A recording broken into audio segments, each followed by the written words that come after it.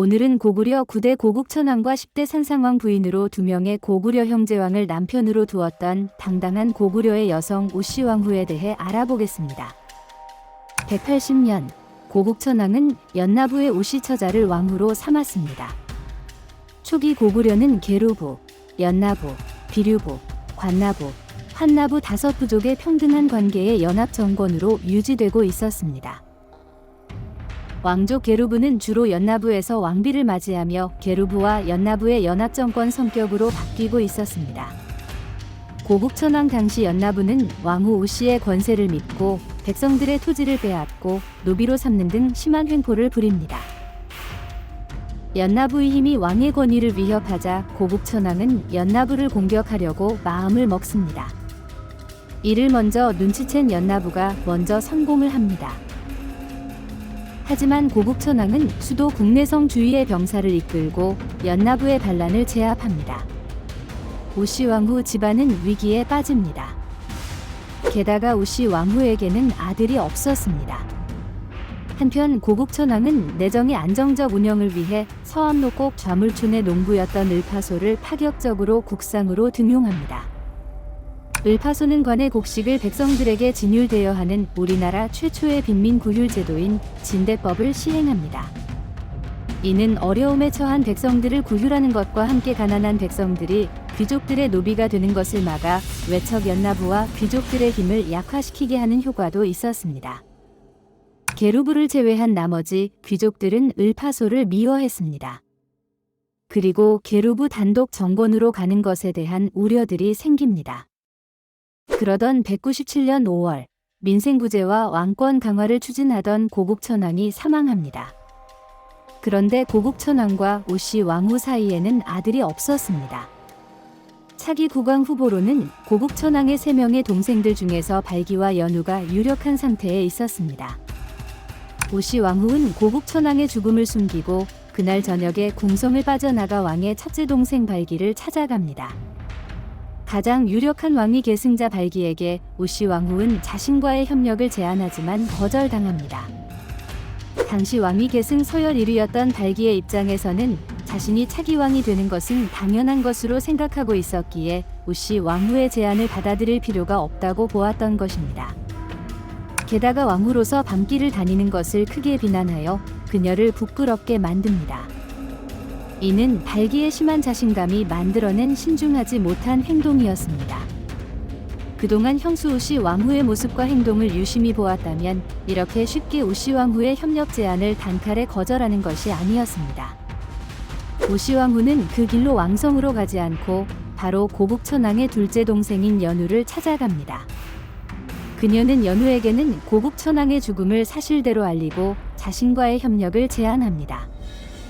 연우는 발기와는 다른 행보를 보입니다. 그는 오씨 황후에게 직접 고기를 썰어 접대하는 극진한 예를 갖춘 파격적인 행동을 보여줍니다.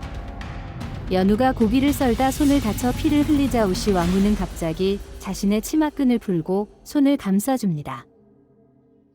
이는 연우의 세력과 오씨 황후 세력 간의 피와 끈으로 상징되는 동맹을 맺었다는 상징적 의미로도 해석할 수 있습니다. 이는 오늘날 윤리적인 해석으로는 이해할 수 없지만 당시 고구려의 전통인 10월 제천 행사 동맹에서 여신 하백의 딸 유화 부인은 주몽의 어머니로 부여왕 금화의 부인이었던 그녀가 주몽의 탈출을 도와주고 고구려 건국을 위한 농경을 도와준 인물로 여신으로 고구려 시조인 주몽과 함께 모셨습니다.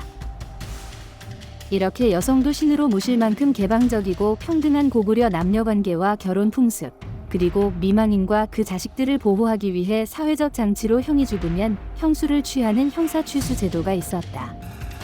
이런 것을 감안하면 오씨 부인의 적극적인 행동은 충분히 있을 수 있고 당연한 일이라고 판단됩니다. 그리고 오씨 부인은 자신의 국정 파트너인 연우와 함께 궁성 안으로 들어갑니다. 이렇게 두 사람의 연합이 시작된 것입니다. 다음날 새벽 오씨 부인은 고국천왕의 죽음을 알리고 왕의 유언으로 차기 왕으로 연우를 지명했다고 발표합니다. 오씨 황후는 고국천왕의 유언을 조작한 것입니다.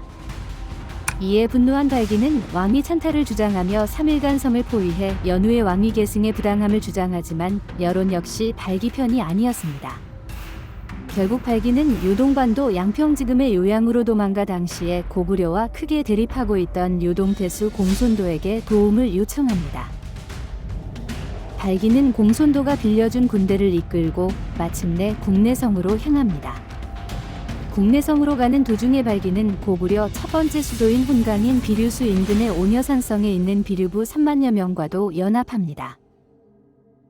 발기는 요동태수 공손도의 원군과 비류부의 연합군을 이끌고 산상왕과 전투를 벌이지만 결국 발기와 산상왕의 동생인 계수에게 패배하고 스스로 목숨을 끊습니다.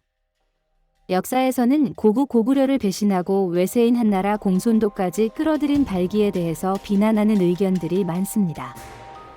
하지만 한편으로는 발기가 억울하게 왕위를 불법적으로 찬탈당한 입장이란 점을 감안한다면 다른 관점으로도 봐야 되지 않을까 하는 생각을 해봅니다.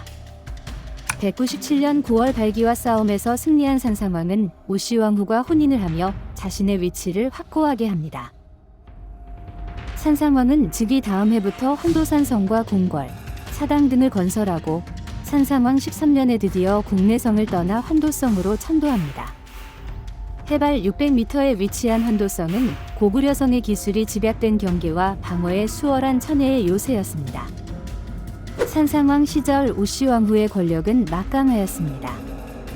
한편 산상왕은 동맹 행사에서 뛰쳐나간 돼지를 잡은 훗날 소후가 되는 여인을 만납니다. 산상왕이 뒤늦게 제위 13년 관노부 주통천 출신의 소후에게 훗날 동천왕이 되는 아들 교체를 얻는데 우시왕후가 당시 임신한 소후를 죽이려 했다는 이야기도 전해집니다. 자객들이 나타나자 소후는 자신의 배를 가리키며 임신한 사실을 밝히며 위기를 극복하였다고 합니다. 산상왕은 제위 31년에 죽고 7년 후 우시왕후도 죽습니다. 죽기 전 그녀가 남긴 유언대로 첫 남편 고국천왕이 아닌 두 번째 남편인 산상왕과 함께 묻히게 되었습니다. 형사 취수제에 의하면 우시왕후는 원래 고국천왕 옆에 묻혀야 했습니다. 하지만 우시왕후는 아마도 죽음을 앞두고 첫 번째 남편인 고국천왕의 유지를 조작한 것이 죄스럽고 무서워 같이 묻히는 것이 두려워서 그런 유언을 했나 봅니다. 우시왕후의 연나부는 이후 100년간 왕후 배추를 이어갑니다.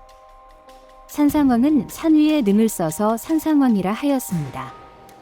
고구려 왕의 시호는 능의 위치와 지명에 따라 붙였습니다. 예를 들어 동천왕, 서천왕 등이 그렇습니다. 조선시대의 유교적, 윤리적 측면으로 봐서 돼지보다 못한 행동으로 방자하고 음탕하며 간음했다며 많은 비난을 받은 우시왕후이지만 고구려 당시의 상황에서는 충분히 이해할 수 있고 자신의 운명을 스스로 개척한 당당한 고구려의 여인으로 평가할 수 있습니다. 형사취수라는 제도를 이용해 왕위를 바꿔치기 하여 두 형제의 왕후로 평생을 권력의 정점에 있었던 우시왕후에 대하여 알아보았습니다. 감사합니다. 구독과 좋아요 부탁드립니다.